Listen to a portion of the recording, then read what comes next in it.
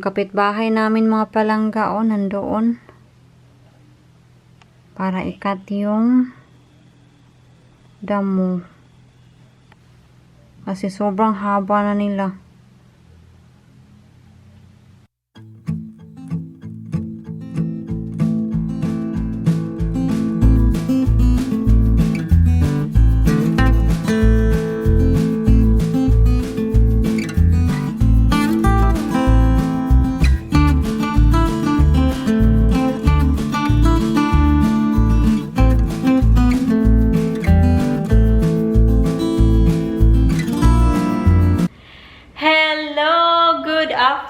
Good afternoon mga palangga. So, ngayon, yung oras ngayon is 1:56 na ng hapon.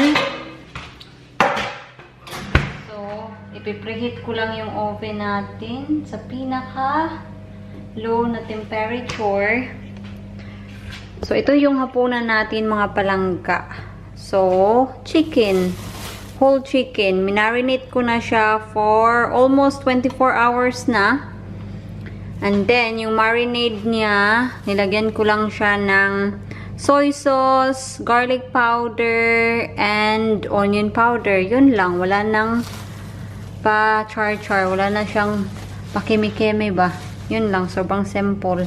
So, I hope lang magustuhan yun ni Mr. O, kailangan natin to. Lalagyan natin yan ng foil. At si Mr. Tingnan nyo si Mr. Nagka-cut siya ng grass kasi maganda yung panahon.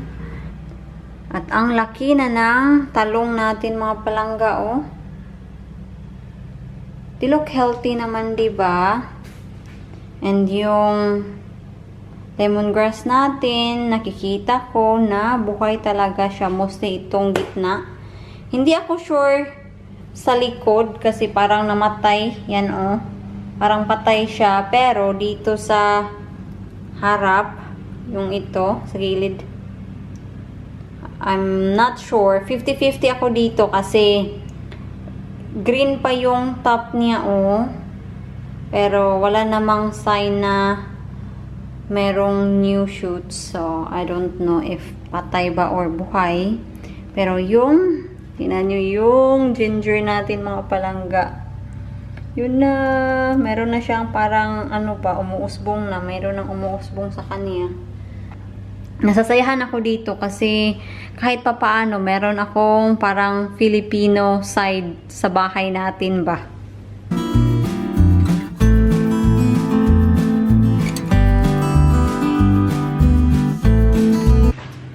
So, ito yung before ng chicken natin mga loves. Hindi ko natatalian yung legs niya.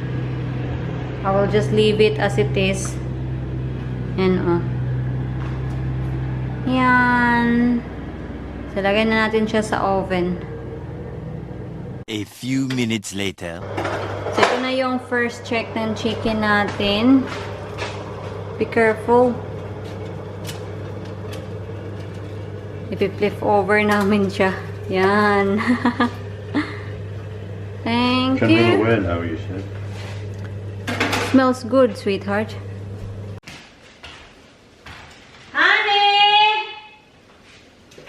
Tea's ready! Sana ba yun si Mr. Uy? Nanonood kasi ng Formula 1. Kaya ayun. Hindi ako narinig. Han! Thank you. Oh, look at my fingers now. I need to. What about gravy? No. Do you want gravy? Oh, I would imagine. No, probably not actually. No, we can't do that. Just good. Oh. The next day. Tingnan nyo to mga palangga. Ang daming baon naming mask, oh. Ayan. So, mga palangga, aalis tayo ngayon. Pupunta tayo sa mga baril dito. Mga tindahan ng mga baril kasi sabi niya na Magtingin-tingin daw kami. Then, sila din. Pwede din daw itry yung gun. So, I hope makahanap kami ng gun ngayon na... The keys in there. What keys? I mean, glasses. Yes. So, I hope makahanap kami ng baril na okay sa akin. Excuse Yung me. comfortably ako.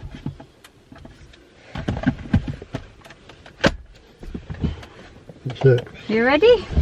Ready, madam. So, dala namin yung baril na ginamit ko nung nag-shooting kami. Kasi, kung bibigyan nila kami ng offer, then ibibenta din namin yun. Then, parang, ano siya ba, exchange. And then, we're just gonna pay the difference. Maybe. Depends. Para- If it's bad, then. Para hindi naman masyadong kamahalan. Nandito na kami sa bahay mga palangga. And alam niyo naman siguro kung bakit ako nakangiti. Yung baril binili ni Mr. Hindi ko na ipapakita kasi baka hindi magustuhan ni YouTube. And nagtry ako mga palangga. So, meron silang model doon ng baril. And so, nagtry kami ng... How many times was it, Hanipi? What? We tried to shoot? How many cartridges? 5. So, nag-try kami ng 5 times and then You had 2. I had 2. You Which, hit 2 out of the 5. yeah, so which is... I think it's okay for a beginner. No, it's absolutely fine, considering you never shot at a target that is crossing. Yeah, so, yeah. And sabi naman ni Mr., it's the right gun for me. It's the right length. It's in the box. It's in the box. This is especially designed for female shooters. Because what it actually is, because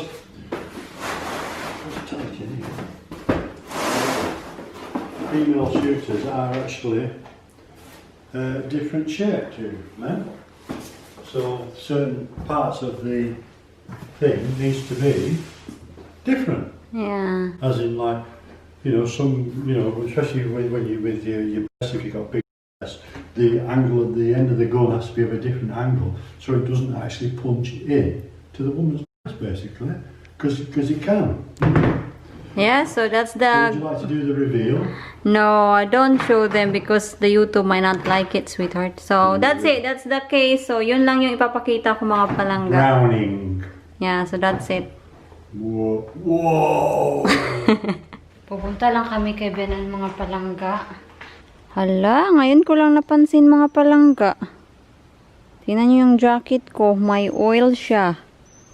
Dahil sa baril. Hala, I hope ano to siya matanggal. Sensyahan nyo na yung kuko ko. Kailangan ko nang magpaputol ang kuko kasi bawal yan sa trabaho. Dadaan lang din kami sa Tesco kasi si Bianan may pinapabili sa amin.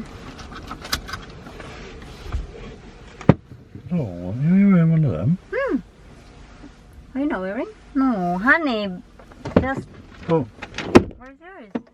I'm wearing my black kid. Oh, my black is not here with me. Nakalimutan ko yung mask Is that ko good? na Bad? Indifferent? black. Do I look cool? Tell me. Look at yourself in there. Can't tell. In the mirror. Oh. Oh no. So, ito na yung pinamili namin para kay Bianan. Ito yung mga request niya and bibigyan din namin siya ng toilet roll.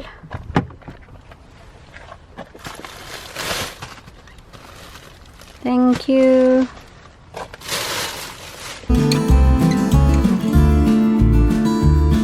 The next day. Hello! Hello mga palangga! Pagpasensyahan nyo na.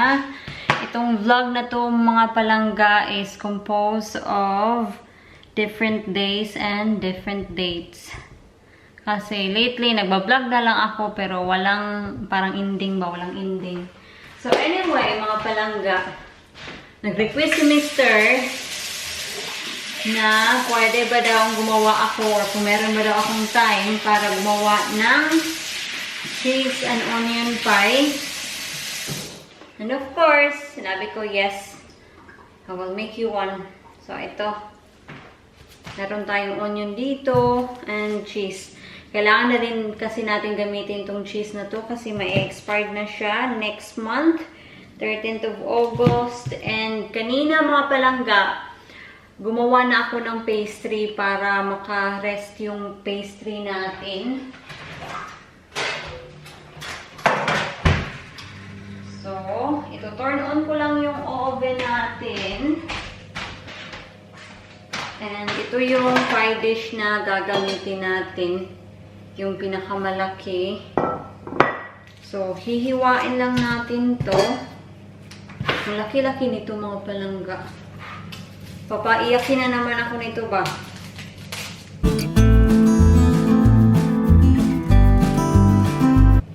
Hindi ako sure mga palangga kung gaano karami yung onion na ilalagay ko.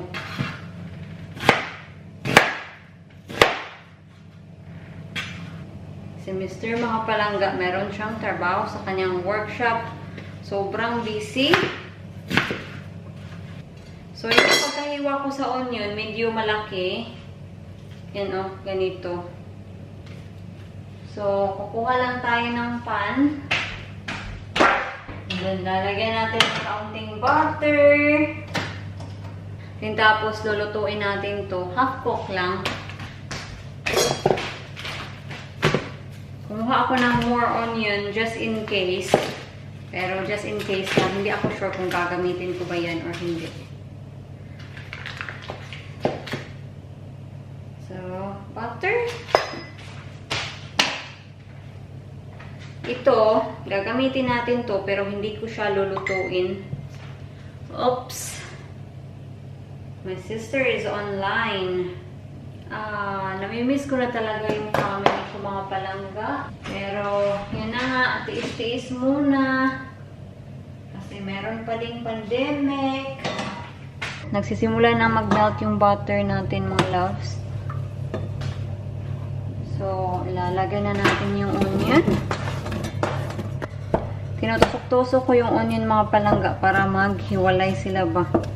Tulad nito, oh, buo pa siya ba. Yan,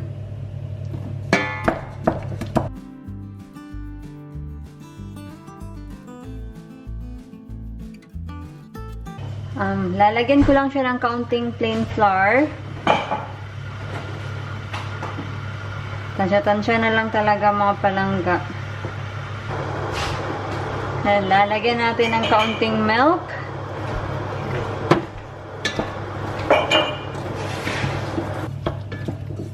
So, yan na siya mga palangga. Happy na ako. Lalagyan na natin siya ng pepper and kaunting salt. There's your coffee. Thank you. Make a point of drinking it. Thank you. Don't forget about it. No, I won't. She does. We cannot see you. Palagi kasi nakakalimutan yung cupping tinitimpla niya mga palangga, lalo na pag may ginagawa ako.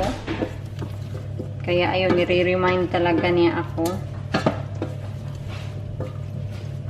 Lalagyan ko lang siya ng kaunting mustard.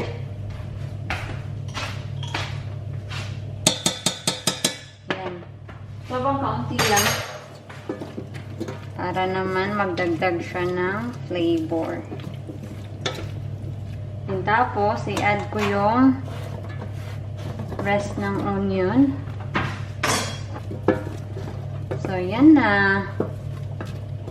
Yan na siya.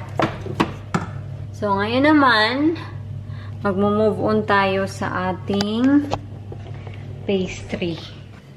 So, mag-need na tayo mga palangga.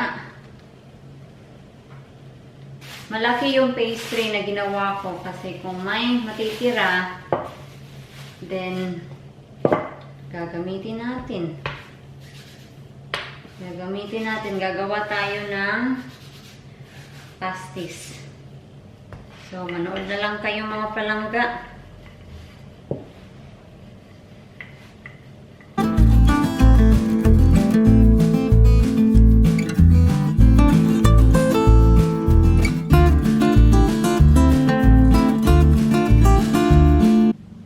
So, So, ito na yung pastry natin mga palangga. Yan.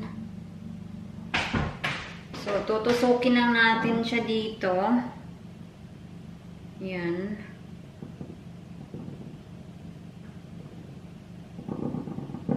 Hindi ko alam kung bakit, pero yan yung sabi ng katrabaho ko na cook na dapat daw tusukin mo siya ng tinidor. So, ito na yung feeling natin. I hope masarap to or okay lang yung timpla kasi hindi ko talaga siya tinikman.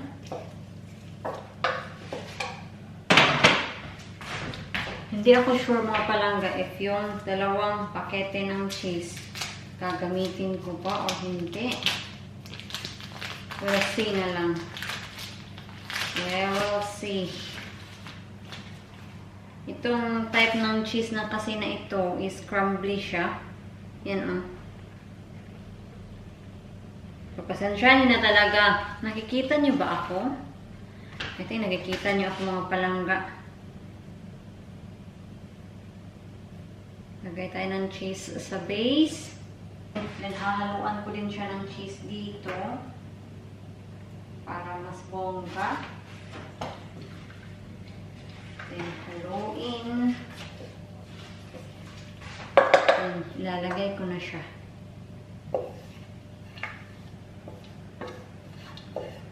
Masarap tingnan. And more cheese. I think isang cheese lang yung gagamitin ko. Hindi ko na gagamitin tong isa. Kasi nakikita nyo naman yung feeling natin. Okay siya. Tamang-tama lang ba? Hindi ko na pinilm nung gumawa ako ng pastry kasi nakita nyo na ako gumawa ng pastry many times sa mga taong nanonood dyan ng thoroughly talaga. Pero pag hindi nyo pinapanood yung video thoroughly, so of course hindi nyo talaga makikita.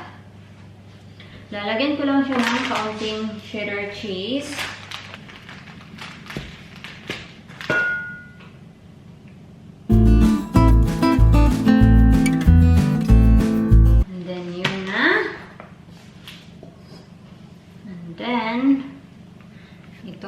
Ito yung takip natin.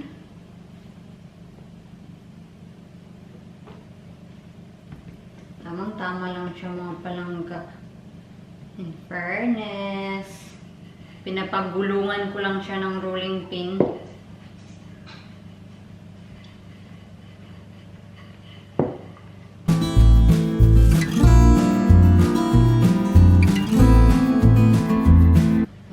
Natirang pastry mga palangga, i-decorate natin. Isa-set aside ko muna yan. Hala, yung kape ko mga palangga. Kalimutan ko na. Medyo malamig na yung kape, pero still a bit warm. Hindi ko alam kung ano yung i-design ko dito, pero well, never mind.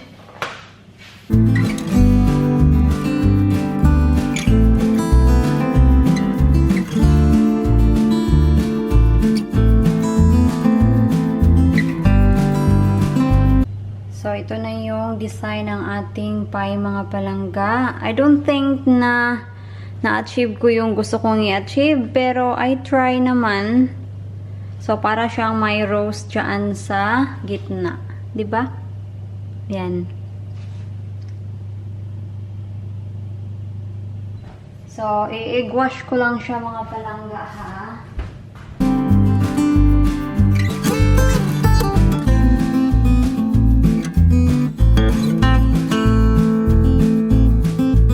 Sa camera naman tingnan, parang okay naman yung design natin. Pero, mind you mga palangga, huwag niyong kalimutan, beginner lang din ako. I did my best naman, pero yun na nga, parang hindi talaga siya naging successful yung plano ko. Na parang pa-roast-roast, pero sa gitna, parang na-roast naman talaga, no? Yan. So, ilalagay ko na siya sa oven mga palangga. So, while nagluluto tayo mga palangga, mag-exercise din ako. Kasi kanina umaga, hindi ako nakapag-exercise. 2 minutes.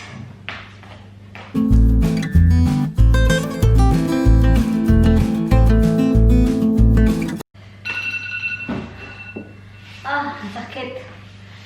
Ang sakit ang braso ko. Nahihirapan ako sa ganyang exercise kasi bago ko lang itong ginagawa.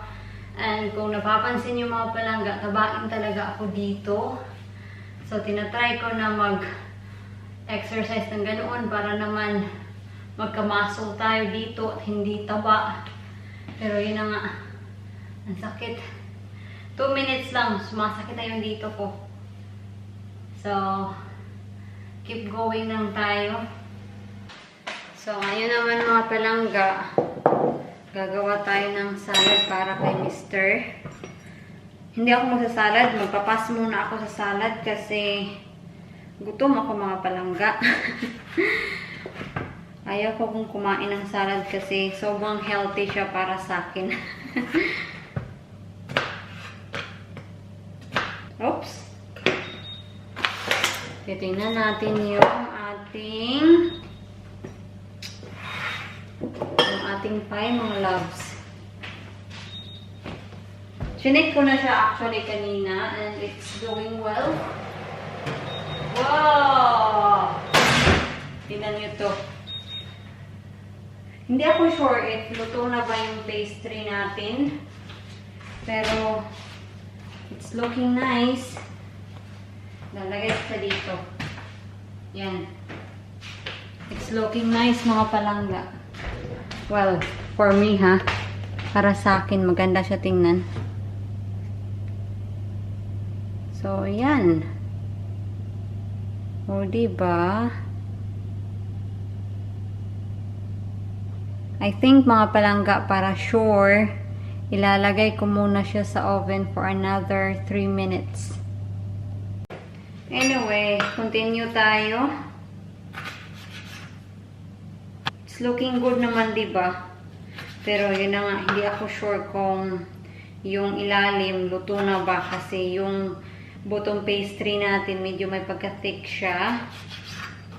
Ang pinakaayaw ko kasi sa pastry is yung bottom hindi pa luto at medyo may pagka-soggy. So it's not good. Nilalagyan ko din siya ng kaunting grapes.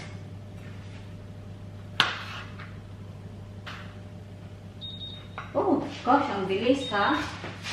Ang bilis ng 3 minutes. Pipicturan ko muna siya para ipakita sa ate ko. So, ito na yung finished product mga palangga.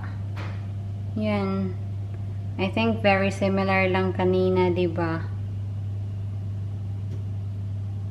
Malapit na dito mag 4 o'clock mga palangga. So, ilalagay ko na rin yung chips. Kasi, yan na nga. Hapunan time.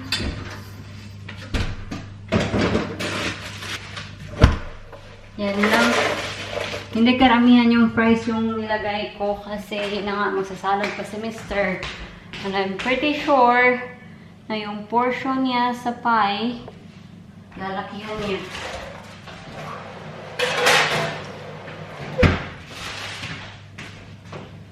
So, hindi pa din ako tapos sa aking paggawa ng salad mga palangga.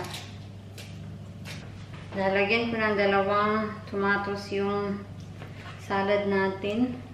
Yung kamatis natin, hilaw pa din. So, yung kamatis na ginagamit natin, nabili natin to sa supermarket. Yung dressing na ginamit ko is yung Caesar dressing. So, nung pumunta kami sa Tesco, hindi ko na alam kung kailan yun. So, ayun, nakabili ako ng Caesar dressing salad. Pero, yung salad natin ngayon, walang manok. So, hindi siya Caesar salad talaga. Titikman natin. Masarap. So, ito na mga palangga. Ito na yung salad ni Mr. Yan. So, ilalagay ko lang siya sa fridge para yung dahon natin, yung lettuce natin, mag-stay crispy siya. Malutong ba? Tapos na si Mr. sa workshop niya mga palangga. Nag-send ako ng photo kay Mr. Then sabi niya, it's so fancy daw. Oh. Makikita niyo yung reaction niya.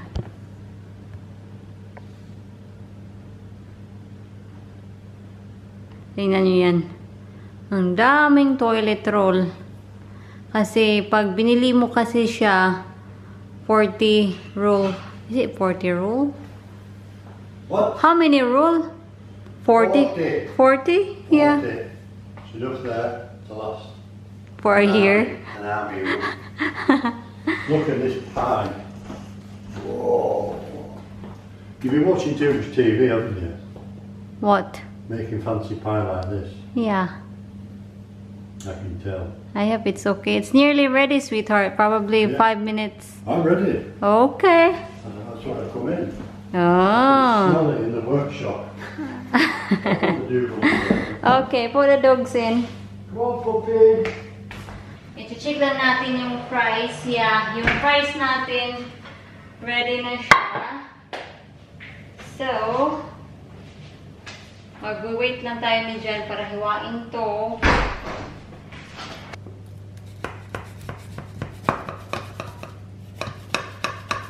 The moment of truth.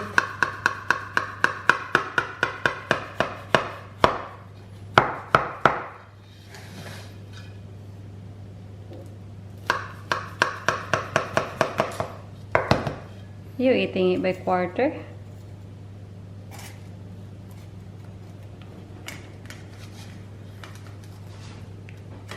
We need a slice of tomatoes, you know, just every time, isn't it? Every time. Kailangan namin bumili ng cake slicer, mga palangga, or yung, ano ba? I don't know what do you call that. Hindi kasi namin siya naiisip talaga pag umaalis kami ng bahay. They've lost that, have they? Yeah. Which is because we don't have the proper tool for the job. Oh, but look. What? See, when this is cold, it'll cook dead easy. Still warm. Yeah, it's still warm. Kaya nag-collapse siya, mga palangga. What do you think? Smells good. Is it okay? Yeah? Is that what you expected? Honeybee? Money's a bit large. Get the price.